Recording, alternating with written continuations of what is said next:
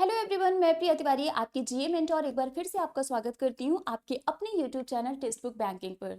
जैसा कि हम सबको पता है कि 2025 का जो हमारा बैंकिंग का एग्जाम है वो स्टार्ट होने वाला है जुलाई से, क्योंकि आईबीपीएस का जो कैलेंडर है वो ऑलरेडी रिलीज कर दिया गया है और जिसके अकॉर्डिंग हमें पता है कि जो सबसे पहला एग्जाम होगा वो आरआरबी पीओ का होगा 27 जुलाई को। अब यहाँ पर बहुत सारे ऐसे स्टूडेंट्स हैं जिनका एक कॉमन सा क्वेश्चन है कि इसके पहले हमने कभी भी प्रिपरेशन नहीं किया है, ये हम पहली बार एग्जाम देने जा रहे हैं, क्या फर्स्ट अटेम्प्ट में हम एग्जाम क्वालिफाई कर सकते हैं या फिर आपका कोई भी अटेम्प्ट है तो क्या आप एग्जाम इस बार क्वालिफाई कर सकते हैं। तो चाहे आप दोबारा एग्जाम देने जा रहे हैं या फिर आप जितनी भी बार पहले एग्जाम दे चुके हैं डजेंट मैटर, या फिर आप पहली बार एग्जाम देने जा रहे हैं, आप बिल्कुल 2025 में एग्जाम क्वालिफाई कर सकते हैं। बट उसके लिए जरूरी है कि आपके पास एक प्रॉपर स्ट्रेटजी होना चाहिए, प्रॉपर प्लानिंग होना चाहिए। अगर आप सही स्ट्रेटजी और प्लानिंग से एग्जाम की प्रिपरेशन करेंगे तो डेफिनेटली चाहे वो आपका पहला अटेम्प्ट हो चाहे वो लास्ट अटेम्प्ट हो, आपका एग्जाम डेफिनेटली क्वालिफाई होगा। बट मैटर जो करता है वो ये है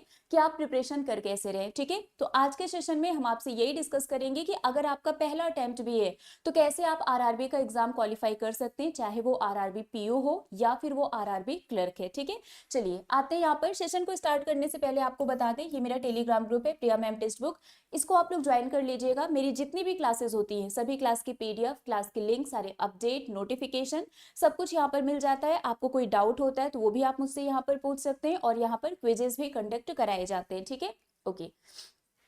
अब अगर हम बात करें आईबीपीएस कैलेंडर की तो आप ऑलरेडी यहाँ पर देख सकते हैं कि आईबीपीएस का जो कैलेंडर है वो रिलीज कर दिया गया है, जिसके अकॉर्डिंग जो सबसे पहला एग्जाम है वो ऑफिसर स्केल 1 मतलब कि आईबीपीएस आरआरबी पीओ का है। 27 जुलाई को प्रीलिम्स का एग्जाम है, 2 अगस्त को एंड 3 अगस्त को जब आप इसका प्रीलिम्स एग्जाम देंगे, इसी के बीच आपका आरआरबी क्लर्क का भी प्रीलिम्स का एग्जाम स्टार्ट हो जाएगा 30 अगस्त, 6 सितंबर एंड 7 सितंबर को। ठीक है, जब तक आप ये एग्जाम दे रहे होंगे उसके बीच ही इसका रिजल्ट आ जाएगा और 13 सितंबर को आपका आरआरबी पीओ का मेंस का एग्जाम होगा। और जब तक आप ये सारे एग्जाम्स देंगे आरआरबी क्लर्क के प्रीलिम्स का रिजल्ट आ जाएगा और 9 नवंबर को इसका मेंस का एग्जाम है। ठीक है, तो यहाँ पर आप देख सकते हैं कि 27 जुलाई से जब आपका एग्जाम स्टार्ट हो रहा है तो फिर उसके बाद बैक टू बैक आपके एग्जाम्स है, आपको टाइम नहीं मिलने वाला है। ये तो मैं आपको सिर्फ आरआरबी पीओ और क्लर्क का बता रही हूँ। आईबीपीएस पीओ और क्लर्क की बात करें तो फरवरी तक का शेड्यूल इन्होंने मेंशन कर दिया है, मतलब बैक टू बैक आपके एग्जाम्स होने हैं, आपको दोबारा से पढ़ने का टाइम नहीं मिलने वाला है। ठीक है, तो कैसे आपको इसकी प्रिपरेशन करनी है सो दैट अगर बैक टू बैक आपके एग्जाम्स भी हो रहे हैं तो आपको कोई प्रॉब्लम ना हो, आप एग्जाम देते रहे और बहुत ही टेंशन फ्री रहे, बिकॉज आपकी प्रिपरेशन इस एग्जाम के पहले 100% हो गई होगी। ठीक है, चलिए सिलेक्शन प्रोसेस की अगर हम बात करें तो आप सबको पता है कि जो आरआरबी पीओ है ये 3 फेज में होता है। इसमें प्रीलिम्स, मेंस और इंटरव्यू तीनों आपको देखने को मिलेंगे। आरआरबी क्लर्क की अगर हम बात करें तो सिर्फ 2 फेज में एग्जाम होता है, प्री होता है और मेंस होता है। ठीक है, तो पीओ में आपका प्री, मेंस और इंटरव्यू होता है, क्लर्क में आपका सिर्फ प्री और मेंस होता है, इंटरव्यू नहीं होता है। एग्जाम पैटर्न की अगर हम बात करें तो आरआरबी क्लर्क और आरआरबी पीओ दोनों में प्रीलिम्स में सिर्फ 2 सब्जेक्ट आते हैं, रीजनिंग और मैथ्स।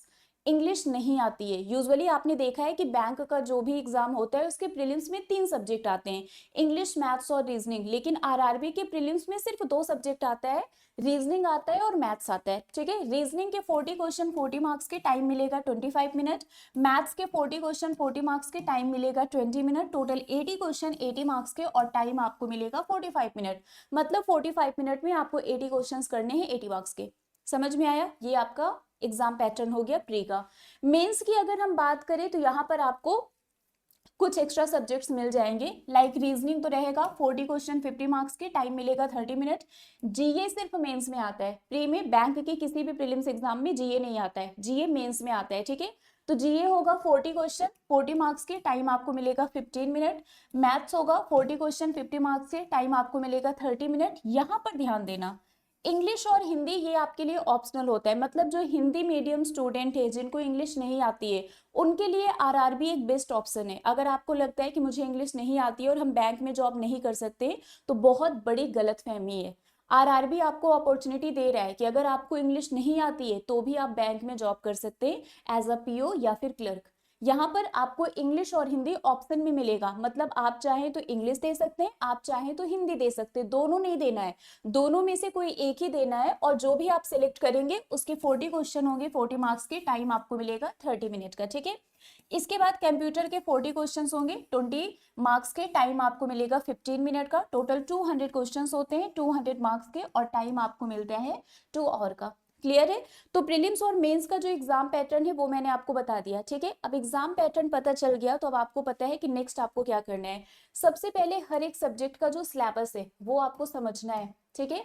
क्वांट का पूरा सिलेबस आपको समझना है, रीजनिंग, जीए, इंग्लिश, कंप्यूटर, मतलब आपको पता होना चाहिए कि मुझे किस सब्जेक्ट में क्या पढ़ना है, ठीक है। तो सबसे पहले आपको क्या करना है, सिलेबस को समझना है कि मैथ्स का, सॉरी मैथ्स का सिलेबस क्या है, क्या क्या चीजें आती हैं, रीजनिंग में आपको क्या पढ़ना है, जीए में आपको क्या पढ़ना है, इंग्लिश में क्या पढ़ना है, कंप्यूटर में क्या पढ़ना है, हर एक चीज आपको यहाँ पर पढ़ना पड़ेगा। बट उसके लिए प्रिपरेशन स्टार्ट करने से पहले आपको ये तो पता चल गया कि कौन कौन सा सब्जेक्ट पढ़ना है, आपको ये भी तो पता करना है ना कि वो जो सब्जेक्ट है उसका सिलेबस क्या है, ठीक है। जैसे अगर हम क्वांट की बात करें, आपको पता है जितने भी आपके वर्ड प्रॉब्लम्स होते हैं, अर्थमेटिक के क्वेश्चंस है ना, प्रॉफिट लॉस हो गया, SICI हो गया, ठीक है, टाइम एंड वर्क हो गया, इसके अलावा जितने भी आपके टॉपिक्स हैं वो सब आता है, नंबर सीरीज आता है, क्वाड्रेटिक इक्वेशन आता है, DI आती है। तो आपको पता है मैथ्स में ये सारी चीजें पढ़नी है। रीजनिंग की अगर हम बात करें, रीजनिंग में आपको पजल पढ़ना है, सीटिंग अरेंजमेंट पढ़ना है, सिलॉक्स के क्वेश्चंस करने हैं, अल्फा न्यूमरिक सीरीज होता है वो करना है, ब्लड रिलेशन करना है, ठीक है। ऐसे बहुत सारी चीजें हैं जो आपको रीजनिंग में पढ़ना है। जीए तो आपको पता ही है कि जीए 3 पार्ट में डिवाइड होता है, एक होता है आपका बैंकिंग एंड फाइनेंशियल अवेयरनेस, दूसरा होता है आपका करंट अफेयर, और तीसरा होता है स्टैटिक जीके। ये तीनों मिला के आपका बनता है जीए, ठीक है। तो आपको पता है कि जीए के लिए ये तीनों आपको पढ़ना है, इसमें से कुछ भी आप मिस नहीं कर सकते, ठीक है। इंग्लिश या फिर हिंदी जो भी आप सिलेक्ट करते हैं आपको वो पढ़ना है, और कंप्यूटर भी आपको पढ़ना है। तो सबसे पहले सिलेबस को समझना और जानना बहुत जरूरी है, तभी आप अपनी प्रिपरेशन को आगे कंटिन्यू कर पाएंगे, ठीक है। चलिए, सिलेबस के बाद हम आते हैं यहाँ पर कि आपकी स्ट्रेटजी क्या होनी चाहिए। अब यहाँ से हर एक पॉइंट को बहुत ध्यान से समझना कि एक्चुअली आपको करना क्या है, ठीक है। क्योंकि यहाँ से अब हम उस स्ट्रेटजी की बात करने जा रहे हैं जिसके बेसिस पर आप इस साल RRB PO क्लर्क दोनों एग्जाम क्वालिफाई कर सकते हैं पहले अटेम्प्ट में, या फिर जो भी आपका अटेम्प्ट है इस बार आप एग्जाम क्वालिफाई कर सकते हैं। सबसे पहले आपको करना क्या है कि अपने बेसिक कॉन्सेप्ट को क्लियर करिए, है ना। बेसिक से स्टार्ट करिए और अपने हर एक कॉन्सेप्ट को क्लियर करिए, क्योंकि जब तक आपका बेसिक कॉन्सेप्ट क्लियर नहीं होगा आप आगे बढ़ ही नहीं पाएंगे, हमेशा आप गलती करते रहेंगे। क्योंकि जब तक बेसिक आपका क्लियर नहीं होता है आपको आगे चल के प्रॉब्लम वो क्रिएट करने ही वाला है, और फिर आपको आगे प्रॉब्लम ही फेस करनी पड़ेगी। तो आपको क्या करना है, आपको अपने बेसिक से स्टार्ट करना है, हर एक बेसिक कॉन्सेप्ट को क्लियर करना है, ठीक है। So first one is start with basic, ठीक है। नेक्स्ट आपको एक डेली का टारगेट रखना है कि आज मुझे इतना पढ़ना है, ठीक है। बेसिक से पढ़ना है, आपको पता है, डेली एक टारगेट बना लीजिए कि आज मुझे रीजनिंग में इतना पढ़ना है, मैथ्स में इतना पढ़ना है, जीए में इतना पढ़ना है, इंग्लिश या हिंदी जो भी पढ़ना है उसमें इतना पढ़ना है, कंप्यूटर में इतना पढ़ना है। चलो कंप्यूटर अभी आप रख दो, ऑप्शनल में रख दो, ठीक है, लेकिन बाकी के 4 सब्जेक्ट आपको डेली पढ़ना है। आपको क्या करना है, एक डेली का टारगेट बनाना है कि आज मुझे ये टॉपिक कंप्लीट करना है।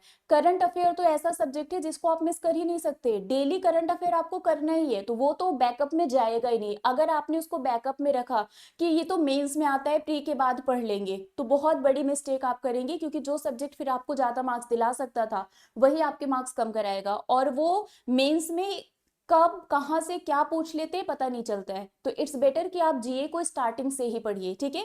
प्रीलिम्स के बाद नहीं पढ़ना है कि मेंस का एग्जाम देंगे तब पढ़ेंगे। आपने सोच लिया बैंक एग्जाम देना है, बस हर एक सब्जेक्ट को इक्वली ट्रीट करना है, कौन सा प्री में आता है कौन सा मेंस में आता है डजेंट मैटर, हर एक सब्जेक्ट को इक्वली लेकर चलो आप। करंट अफेयर तो डेली पढ़ना ही है अगर आप जीए में अच्छे मार्क्स लाना चाहते हैं तो, क्योंकि आपको भी पता है कि जीए में करंट अफेयर का वेटेज ज्यादा होता है, ठीक है। तो डेली का टारगेट आपको सेट करना है, वो पढ़ना है डेली बेसिस पर, फिर उसी का वीकली रिवीजन करना है। जो आपने डेली पढ़ा है वीकेंड पर आप उसको रिवाइज कर लीजिए, ठीक है। Mix of topic wise and full length mock, आपको क्या करना है, पहले आपने डेली का टारगेट रखा, कोई टॉपिक आपने कवर किया, देन आपको टॉपिक वाइज क्या करना है, मॉक टेस्ट देना है। और जब आपके सारे टॉपिक्स कवर हो जाए तो फिर आपको फुल लेंथ मॉक टेस्ट देना है। तो इससे आपको पता चलेगा, पहले तो आप अपने टॉपिक को स्ट्रॉन्ग करेंगे, जो भी टॉपिक है पढ़ा उसको आपने, फिर उसका मॉक टेस्ट दिया। अब आपको पता है कि मेरे सारे टॉपिक्स कवर हो चुके हैं, सब कंप्लीट हो गया, अब आप फुल लेंथ मॉक टेस्ट दीजिए, क्योंकि वहां पर मिसलेनियस आएगा ना, किसी भी टॉपिक से क्वेश्चन होगा, तो आपको पता चल जाएगा कि कौन से टॉपिक में आप अभी भी वीक है, कहां पर आप लैग कर रहे हैं। ठीक है, तो आपको फुल टॉपिक वाइज और जो आपका फुल मॉक टेस्ट है ये आपको देना है। Use previous year pattern paper two find use previous year paper two find pattern, ये बहुत जरूरी है। जब तक आप प्रीवियस ईयर पेपर को सॉल्व नहीं करेंगे आपको पता नहीं चलेगा। देखो आपको सिलेबस पता चल गया, आपने बेसिक कॉन्सेप्ट को क्लियर कर लिया, आप प्रैक्टिस भी कर रहे हैं, बट जब तक आप प्रीवियस ईयर पेपर नहीं देखेंगे आपको ये नहीं पता चलेगा कि किस टॉपिक से किस टाइप के क्वेश्चन पूछे जाते हैं। तो अगर आपने कोई टॉपिक कवर कर लिया, कंप्लीट कर लिया, उसको पढ़ लिया, तो आपको ये भी तो पता होना चाहिए ना कि अच्छा इससे ऐसे क्वेश्चंस पूछे जाएंगे, ऐसे क्वेश्चंस की प्रैक्टिस करनी है। और वो आपको पता कैसे चलेगा, प्रीवियस ईयर पेपर से। तो हर एक सब्जेक्ट का प्रीवियस ईयर पेपर तो आपको देखना है ये, सो दैट आपको पैटर्न पता चल सके। ठीक है, and work on weak areas proactively. अभी मैंने आपको बताया कि जब आप मॉक टेस्ट देंगे तो आपको पता चल जाएगा कि कौन से टॉपिक्स अभी भी वीक है और उस पर आपको एक्स्ट्रा वर्क करना है।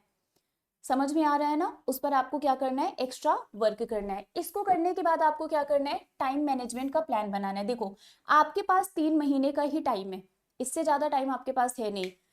अप्रैल गया, मई जून जुलाई, वो भी 3 महीने का भी टाइम पूरा नहीं है, क्योंकि 27 ऑफ जुलाई को आपका पहला प्रीलिम्स का एग्जाम है। स्टिल हम यहाँ पर 3 महीने का टारगेट रख लेते हैं कि हमारे पास अभी भी 3 महीने का टाइम है, हम प्रिपरेशन कर सकते हैं। ठीक है, करना क्या है, जो आपका पहला मंथ है उसमें आपको कॉन्सेप्ट स्ट्रॉन्ग करना है, डेली प्रैक्टिस करना है। मतलब बेसिक कॉन्सेप्ट को क्लियर करिए और उसको स्ट्रॉन्ग करिए, प्रैक्टिस करिए। तो जो पहला मंथ है, ठीक है, उसमें आपको यही करना है। मतलब जैसे अगर आप मई से स्टार्ट कर रहे हैं तो मई में आपको क्या करना है, मई में आपको सबसे पहले आपका जो बेसिक कॉन्सेप्ट है वो क्लियर करना है, प्लस आपको प्रैक्टिस करनी है। ठीक है, तो पूरे मई मंथ में आपको यही करना है हर एक सब्जेक्ट के लिए। ठीक है, सेकेंड मंथ में आपको क्या करना है, सेक्शनल और मिक्स्ड मॉक टेस्ट देने हैं। ठीक है, मई मंथ में आपने हर एक सब्जेक्ट का बेसिक कॉन्सेप्ट क्लियर कर लिया, मई के बाद आएगा आपका जून। अब जून मंथ में आपको करना क्या है, जून मंथ में आपको सेक्शनल टेस्ट भी देना है, मतलब हर एक सब्जेक्ट का आपको सेक्शनल मॉक टेस्ट देना है। उसके अलावा आपको फुल मॉक टेस्ट भी देना है। फुल मॉक टेस्ट मतलब जिसमें सारे सब्जेक्ट होंगे, है ना, वो आपका सब्जेक्ट वाइज नहीं होगा, वो आपका लाइव मॉक टेस्ट होगा, एग्जाम के पैटर्न पर बेस्ड होगा। ठीक है, तो जून में आपको क्या करना है, मॉक टेस्ट देकर प्रैक्टिस करनी है। और जो आपका जुलाई मंथ है, ठीक है, इसमें फिर यही आपको फोकस करना है, फुल मॉक टेस्ट देना है, रिवीजन करना है, आपको देखना है कि कहां पर आप लैग कर रहे हैं, क्या कर रहे हैं, सब कुछ। ठीक है, तो फुल मॉक टेस्ट देना है, रिवीजन करना है और जीए पर फोकस करते रहना है, बिकॉज जीए आपको मिस नहीं करना है। ऐसा नहीं है कि जीए सिर्फ लास्ट मंथ में पढ़ना है, आपको मई मंथ में भी जीए पढ़ना है। ठीक है, ये जीए आपका हर एक मंथ में रहेगा, मतलब करंट अफेयर तो आपको पढ़ना ही पढ़ना है डेली बेसिस पर। अगर आपने इस पैटर्न को फॉलो कर लिया तो डेफिनेटली कोई भी एग्जाम, सिर्फ आरआरबी, पीओ या क्लर्क नहीं, कोई भी एग्जाम आप क्वालिफाई कर सकते हैं। 1 महीना आपने पूरा दे दिया अपने बेसिक कॉन्सेप्ट को क्लियर करने के लिए, दूसरे महीने आपने सेक्शनल और जो आपका कंबाइंड मॉक टेस्ट है आप वो दे रहे हैं, तीसरे महीने फिर आप फुल मॉक टेस्ट दे रहे हैं, जहां पर आप लैग कर रहे हैं उसका रिवीजन कर रहे हैं। और क्या चाहिए, तो इससे होगा क्या कि जब आपका एग्जाम होगा ना, तो अब आप पढ़ने नहीं बैठेंगे, आप रिवीजन कर रहे होंगे। और रिवीजन करके जब आप एग्जाम देंगे, जितना ज्यादा रिवीजन करेंगे उतना चीजें आपको याद रहेंगी और उतना ही अच्छा आपका एग्जाम होगा। तो इस पैटर्न को आपको फॉलो करना है। अगर इस पैटर्न को आपने फॉलो कर लिया तो डेफिनेटली आपका एग्जाम क्वालिफाई होगा। ठीक है, अब फर्स्ट अटेम्प्ट में अगर आप एग्जाम क्लियर करना चाहते हैं तो आपको क्या क्या करना है, सबसे पहले जितनी जल्दी हो सकता है शुरुआत कर दीजिए। आपने आज सोचा कि मुझे इस बार एग्जाम क्वालिफाई करना है, तुरंत स्टार्ट कर दो प्रिपरेशन, बैठ जाओ, ढूंढ लो एग्जाम पैटर्न क्या है, सिलेबस क्या है, प्रीवियस ईयर पेपर उठा के देख लो। ठीक है, तुरंत लग जाओ, वेट नहीं करना है और कंसिस्टेंट रहना है। Consistency is the key to success, आपको कंसिस्टेंसी मेंटेन करके रखना है। ठीक है, तो जितना जल्दी हो सकता है स्टार्ट करिए, कंसिस्टेंसी मेंटेन करके रखना जब तक आपका सिलेक्शन नहीं हो जाता है। ठीक है, attempt daily mock test, daily आपको मॉक टेस्ट देना ही है। एनालाइज योर मिस्टेक डीपली, ऐसा नहीं है कि मॉक टेस्ट दे दिया छोड़ दिया, मॉक टेस्ट दीजिए, उसके बाद प्रॉपर उसका एनालिसिस भी करिए कि कौन से सब्जेक्ट में आपके मार्क्स कम आ रहे हैं, कौन से टॉपिक में आपके मार्क्स कम आ रहे हैं, कहां पर आप लैग कर रहे हैं। हर एक चीज को एनालाइज करना है और अपने वीक एरियाज पर वर्क करना है। ठीक है, focus more on accuracy than speed initially. ठीक है, स्टार्टिंग में जब आप मॉक टेस्ट देंगे तो स्पीड की जगह पहले एक्यूरेसी पर फोकस करना। ये नहीं कि अरे टाइम खत्म हो रहा है लो जल्दी जल्दी कर लेते हैं, गलत भी किए जा रहे हैं सही भी किए जा रहे हैं, बस किए जा रहे हैं। पहले एक्यूरेसी पर फोकस करना। जब आप एक्यूरेसी मेंटेन करना सीख जाएंगे देन आप स्पीड पर फोकस करना, क्योंकि इस एग्जाम में स्पीड और एक्यूरेसी दोनों बहुत ही मेजर रोल प्ले करता है। तो दोनों एक साथ तो हो नहीं पाएगा अगर आप पहली बार प्रिपरेशन करने जा रहे हैं। तो सबसे पहले एक्यूरेसी पर ध्यान देना कि गलत क्वेश्चन नहीं करना है, ठीक है, जल्दबाजी बिल्कुल नहीं करना है, आराम से दीजिए। आप 5 क्वेश्चन करिए बट सही करिए। जब एक्यूरेसी पर आपका कमांड आ जाएगा देन आप स्पीड पर वर्क करना कि चलो सही तो हम सारे कर रहे हैं, अब हम जल्दी जल्दी कैसे कर सकते हैं, हमें इस पर वर्क करना है, ठीक है। तो आपको स्पीड और एक्यूरेसी पर भी वर्क करना है बट सीक्वेंस में, ठीक है। Read newspaper for GA and English. Newspaper reading की हैबिट आपको बनाना पड़ेगा। आप एडिटोरियल पढ़िए, कोई भी न्यूज़पेपर, द हिंदू उठा लीजिए, कुछ भी न्यूज़पेपर ले लीजिए। डेली बेसिस पर आपको न्यूज़पेपर पढ़ना है। उससे एक तो आपका जीए स्ट्रांग होगा, दूसरा इंग्लिश भी स्ट्रांग होगी, वो कैप के क्वेश्चंस आप कर पाएंगे। आरसी जो आपका रीडिंग कॉम्प्रिहेंशन पैसेज आता है ना, उसको पढ़ने में आपको प्रॉब्लम नहीं होगी और आप इजिली उसके भी क्वेश्चंस कर पाएंगे। तो न्यूज़पेपर आपको डेली रीड करना है, डेली बेसिस पर, ठीक है। कुछ मिस्टेक्स जो आपको अवॉइड करना है, बहुत सारे एस्पिरेंट्स ये मिस्टेक करते हैं। Ignoring basic and jumping to mock. आपने अपना बेसिक कॉन्सेप्ट क्लियर ही नहीं किया, डायरेक्टली आप मॉक टेस्ट देने बैठ गए, अरे हम मॉक टेस्ट देंगे एग्जाम क्वालिफाई कर लेंगे, बिल्कुल नहीं। मैंने क्या बोला, जब तक बेसिक कॉन्सेप्ट क्लियर नहीं होगा वो आगे चल के आपके लिए प्रॉब्लम ही क्रिएट करने वाला है। तो बिना बेसिक कॉन्सेप्ट क्लियर किए मॉक टेस्ट पर या किसी भी टेस्ट पर स्विच मत करना, ठीक है। Neglecting general awareness and computer, अभी मैंने स्टार्टिंग में यही बता, सॉरी अभी स्टार्टिंग में मैंने आपको यही बताया था, है ना, कि बहुत सारे बच्चे क्या करते हैं, जीए को इग्नोर करते हैं कि अरे ये तो मेंस में आता है, मेंस के टाइम पर पढ़ लेंगे। बेटा आपकी प्रीलिम्स के रिजल्ट और मेंस के एग्जाम के बीच में जो टाइम होता है ना बहुत ही कम होता है, मुश्किल से 10-15 दिन का टाइम मिलता है। और इस बार तो आईबीपीएस ने सिर्फ 7 दिन का टाइम दिया था। तो उसमें आप जीए कैसे पढ़ सकते हैं, मिनिमम मिनिमम की बात कर रहे हैं, मिनिमम 6 मंथ का करंट अफेयर आता ही है, मैक्सिमम की कोई लिमिट नहीं है। तो आप जीए और कंप्यूटर को इग्नोर नहीं कर सकते हैं, ये आपको पढ़ना ही है, ठीक है। नॉट एनालाइजिंग मॉक्स प्रॉपरली, अभी मैंने बोला था मॉक टेस्ट देकर छोड़ना नहीं है, एनालाइज करना है। और अगर आप एनालाइज नहीं करेंगे तो आप कभी भी अपनी गलतियों को पकड़ ही नहीं पाएंगे कि आप लैग कहाँ पर कर रहे हैं, गलती कहाँ पर कर रहे हैं, ठीक है। Over attempting in the real exam, कभी कभी क्या होता है ना, माइंडसेट लेकर जाते हैं कि अरे आउट ऑफ 80 हमें 75 प्लस करना है, और इस चक्कर में हम ओवर अटेम्प्ट करके आ जाते हैं, एक्यूरेसी पर बिल्कुल ध्यान नहीं देते हैं। तो आपको एक्यूरेसी पर ध्यान देना है ना। जब एक्यूरेसी को आप बिल्कुल इग्नोर कर देते हैं, उस पर ध्यान नहीं देते हैं, तो ये आपका निगेटिव मार्किंग में जाता है, ठीक है। तो आपको ओवर अटेम्प्ट भी नहीं करना है रियल एग्जाम में, जो आता है वही करो, ठीक है, नहीं आता है छोड़ दो, बिकॉज निगेटिव मार्किंग से हमें बचना भी है। इसके अलावा फाइनल 30 डेज की स्ट्रेटजी की अगर हम बात करें, लास्ट के जो 1 मंथ होते हैं उसमें आपको फुल लेंथ मॉक देना है। आप हर दिन भी दे सकते हैं, अल्टरनेट डे भी दे सकते हैं, या आप जितना मॉक टेस्ट दे सकते हैं आप दीजिए, ठीक है। Focused revision of formulas and GA notes, जो भी आपने नोट्स वगैरह बनाया है, सिर्फ जीए का नहीं सभी सब्जेक्ट का, आप उसको रिवाइज करते रहिए। जीए तो आपको पढ़ना ही है, बाकी सब्जेक्ट को भी आप रिवाइज करते रहिए। स्टैटिक जीके लास्ट 6 मंथ का करंट अफेयर आपको पढ़ना ही है, ठीक है। And improve time management via practice, मैंने क्या बोला था, पहले एक्यूरेसी एंड देन प्रैक्टिस से स्पीड को मेंटेन करना है। अगर इन सभी चीजों को आपने फॉलो कर लिया ना, डेफिनेटली आपका सिलेक्शन हो जाएगा, कोई आपके सिलेक्शन को रोक नहीं पाएगा। आपके पास अभी भी 3 महीने का टाइम है, प्रॉपर इस स्ट्रेटजी को फॉलो करिए, आपको रिजल्ट खुद दिखेगा। जब आप तीसरे महीने में पहुंचेंगे ना तो वो इंप्रूवमेंट आपको मॉक टेस्ट के मार्क्स में दिखेगा, बट आपको ये हर एक स्टेप फॉलो करना पड़ेगा, ठीक है। बाकी खुद पर भरोसा रखना है, कंसिस्टेंसी पर भरोसा रखना है। ओवरनाइट सक्सेस नहीं मिलती है, believe in consistency not overnight success, है ना। ये मत सोचना कि रातों रात किस्मत बदल जाती है, कहते हैं ना बहुत से रातों से लड़ने के बाद वो दिन आता है जब लोग कहते हैं इसकी तो रातों रात किस्मत बदल गई। किस्मत कभी भी रातों रात नहीं बदलती है, उसके पीछे बहुत एफर्ट होता है, बहुत डेडिकेशन होता है, बहुत हार्ड वर्क होता है, लोगों के ताने होते हैं, बहुत कुछ होता है, तब जाकर वो दिन आता है जब लोग बोलते हैं अरे रातों रात किस्मत बदल गई। कभी किसी की रातों रात किस्मत बदली है जो यहाँ पर बदल जाएगी, कभी नहीं, है ना। अवॉइड पीयर प्रेशर और निगेटिव कंपैरिजन, ठीक है, निगेटिविटी से तो दूर ही रहना है। And take breaks, stay healthy and stay focused, break लेते रहना है, ये नहीं कि लगातार 12-12 घंटे पढ़ते जा रहे हैं। आप 1 घंटे पढ़िए, आधे घंटे पढ़िए, बीच में 10-15 मिनट का ब्रेक लीजिए, फिर आप पढ़िए, फिर ब्रेक लीजिए। ब्रेक लेने से होता क्या है कि हमारा माइंड फिर से एक्टिव होता है, थोड़ा फ्रेश होता है, वो एक्टिव होता है। और जब हम कंटिन्यू पढ़ते हैं ना तो एक टाइम के बाद हमारा माइंड खुद ही थक जाता है। तो आपको ब्रेक भी साथ में लेते रहना है और हेल्दी रहना है, ठीक है। चलिए बाकी आप सबको एक बार मैं ये इन्फॉर्मेशन भी बता देती हूँ। आज टेक्स्ट बुक पर एक सेल चल रहा है जिसमें आपको मेगा डिस्काउंट मिल रहा है। रेस टू सक्सेस सेल है, लास्ट डे है आज इस सेल का, 12 बजे के बाद ये ऑफर खत्म हो जाएगा। अगर आप आरआरबी पीओ की बैच परचेस करते हैं आज, है ना, तो आपको ये सिर्फ 426 रुपीज में मिल जाएगा 50% एक्स्ट्रा वैलिडिटी के साथ। अगर आप आरआरबी क्लर्क की बैच परचेस करते हैं तो ये 409 रुपीज में मिल जाएगा। बेसिक से प्रिपरेशन करना है तो आप फाउंडेशन बैच में इनरोल करवा सकते हैं, 582 रुपीज में मिल जाएगा 12+6 मंथ सब्सक्रिप्शन के साथ, ठीक है। एसबीआई पीओ की प्रिपरेशन करना चाहते हैं तो 727 रुपीज में मिल जाएगा। आपको आरआरबी की भी बैच चाहिए, आपको बेसिक से भी पढ़ना है, आपको क्लर्क की भी बैच चाहिए, तो क्या करें, अलग अलग तो परचेस कर नहीं सकते हैं, कॉस्टली पड़ेगा। इट्स बेटर आप सुपर पैक परचेस कर लीजिए। ये सब कुछ जितने भी एग्जाम्स होते हैं, जितने भी बैंकिंग एंड इंश्योरेंस के एग्जाम है, वो सब आपको सुपर पैक में मिलेगा। और आज सुपर पैक आपको सिर्फ और सिर्फ 1057 रुपीज में मिल रहा है 12+6 मंथ सब्सक्रिप्शन के साथ, ठीक है। बट डिस्काउंट के लिए आपको मेरा कूपन कोड यूज करना है प्रिया3, आप इस कोड को यूज करेंगे तो आपको ये डिस्काउंट मिल जाएगा, ओके। बाकी ये मेरा टेलीग्राम ग्रुप है प्रिया मैम टेक्स्ट बुक, इसको आप लोग ज्वाइन कर लीजिएगा। मेरी हर एक क्लास की पीडीएफ, क्लास के लिंक, सारे अपडेट, नोटिफिकेशन सब कुछ यहाँ पर मिल जाएंगे।